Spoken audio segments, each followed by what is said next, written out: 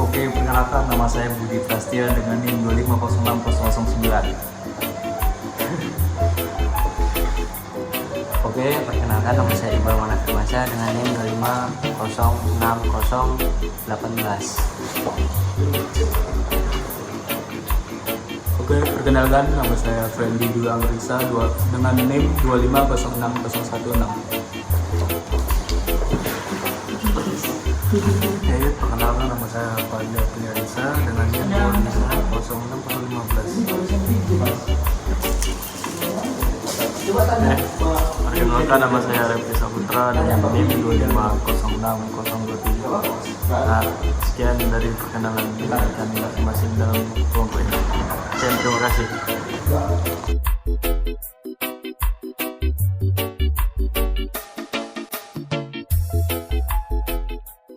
Di sini kita akan menjelaskan jenis alat ball screw and linear bearings. Di sini ada ball screw. Ini fungsinya adalah untuk mengubah gerak putar menjadi gerak lurus dengan tingkat presisi dan efisiensi tinggi. Umumnya ini digunakan pada mesin CNC dan sistem otomatis. Yang kedua ada subs. Subs ini berfungsi untuk menyalurkan putaran dan torsi dari motor atau sumber tenaga ke komponen lain seperti ball screw atau coupling. Lalu di sini ada ball nut. Ini alatnya lagi dicari ya guys. Ball nut itu merupakan pasangan ball screw. Fungsinya meneruskan gerak dari ball screw ke komponen lain, misalnya meja, sehingga terjadi gerak lurus yang halus dan minim gesekan. Terus ada linear bearings. Linear bearings atau bantalan linear berfungsi sebagai penumpu dan pemandu gerak lurus pada poros, mengurangi gesekan dan menjaga kestabilan arah gerakan. Lanjut ke ball screw yang level 4 ya. Di sini ada hand wheel. Hand wheel ini berfungsi penggerak manual. Saat hand wheel diputar, putaran diteruskan ke sistem skrup sehingga menghasilkan gerak lurus. Yang kedua ada guides. Guides ini atau pemandu, berfungsi sebagai jalur pemandu gerak lurus agar meja atau komponen bergerak stabil, lurus dan tidak menyimpang. Kedua ada supports. Supports adalah dudukan atau penyangga, berfungsi untuk menopang dan mengunci posisi guide atau poros, menjaga keselarasan, alignment, serta kekuatan sistem. Kedua ini tabel atau meja, merupakan bagian yang bergerak secara linear. Tabel berfungsi sebagai tempat pemasangan beban atau benda uji dan akan bergerak mundur mengikuti sistem penggerak. Oke. Kita lanjut ke bagian coupling. Di sini ada bagian flexible sleeve atau coupling. Flexible sleeve coupling. Ini berfungsi untuk menghubungkan dua poros sekaligus, meredam getaran dan kejutan, mampu mengakomodasi sedikit ketidaksejajaran atau misalignment poros. Yang kedua ada chain coupling. Chain coupling itu menggunakan rantai sebagai penghubung dua sprocket, berfungsi untuk meneruskan torsi besar, tahan terhadap beban kejut dan cocok untuk kondisi kerja berat. Kalau ada gear coupling. Gear coupling ini menggunakan roda gigi sebagai elemen penghubung, berfungsi untuk meneruskan daya besar dengan efisiensi tinggi dan mampu menahan beban tinggi. Lanjut, di sini ada flank coupling. Flank coupling ini kaku dengan baut pengikat, berfungsi untuk menghubungkan dua poros secara kuat dan permanen, biasanya pada poros yang sejajar dan presisi. Nah, di sini ada grid coupling. Grid coupling menggunakan pegas atau grid baja di antara dua hubungan.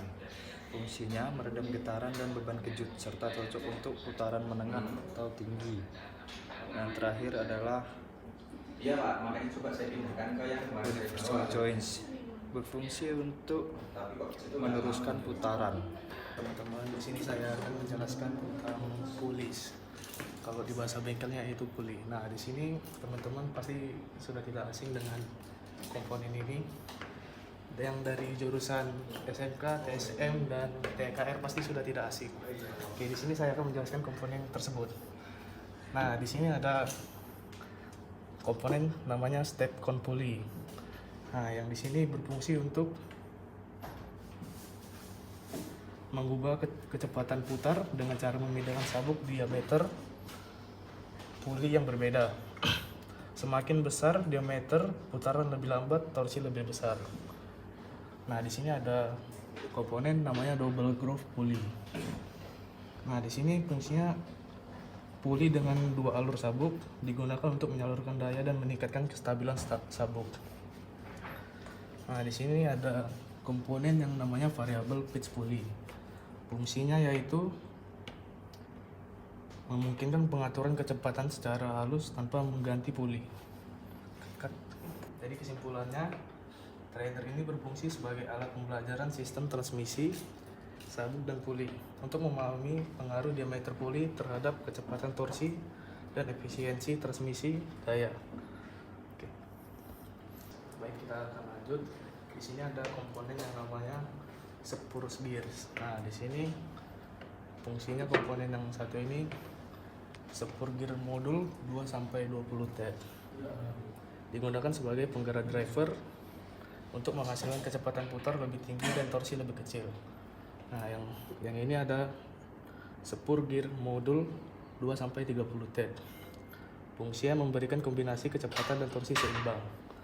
Nah, di sini ada yang namanya modul 2-40 T. Fungsinya berfungsi sebagai gear yang digerakkan atau driver untuk menurunkan kecepatan dan meningkatkan torsi. Di sini ada modul 2-20 T.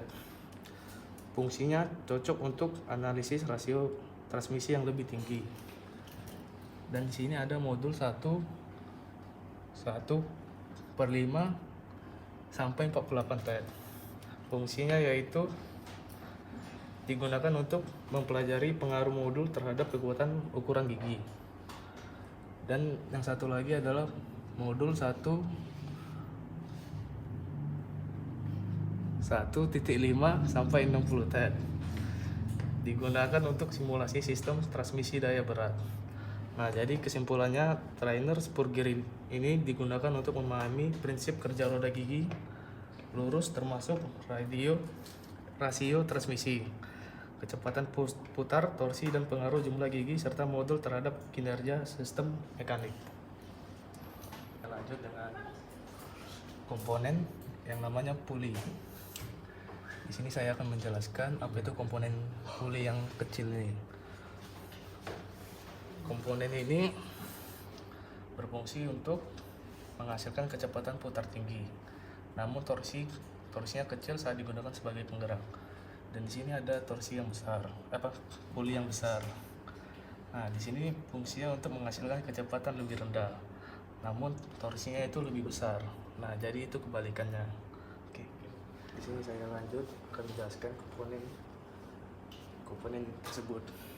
Nah, di sini ada komponen pertama yaitu helical gears. Nah, fungsinya yaitu digunakan untuk mentransmisikan daya antar poros yang sejajar atau bersudut, beroperasi lebih halus dan senyap dibandingkan gigi lurus. Nah, yang kedua ada meter gears. Fungsinya yaitu digunakan untuk mentransmisikan gerakan rotasi dan torsi antar poros yang saling tegak lurus, biasanya dengan rasio 1/1. Nah, yang ketiga yaitu ada truss bearings. Nah, ini dia, berfungsi untuk menahan beban aksial, beban dorong sepanjang poros.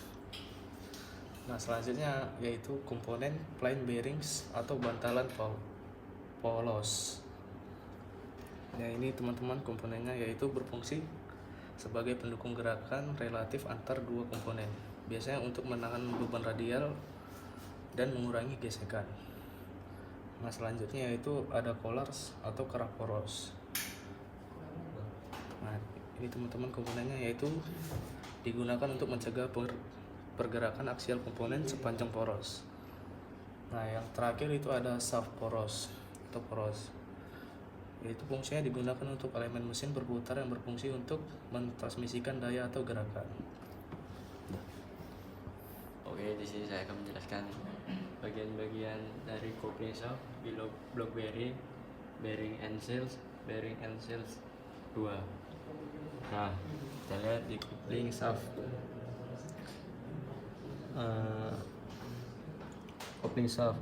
Shaft itu adalah poros berfungsi sebagai batang transmisi untuk menyalurkan tenaga putar dari satu titik ke titik lainnya.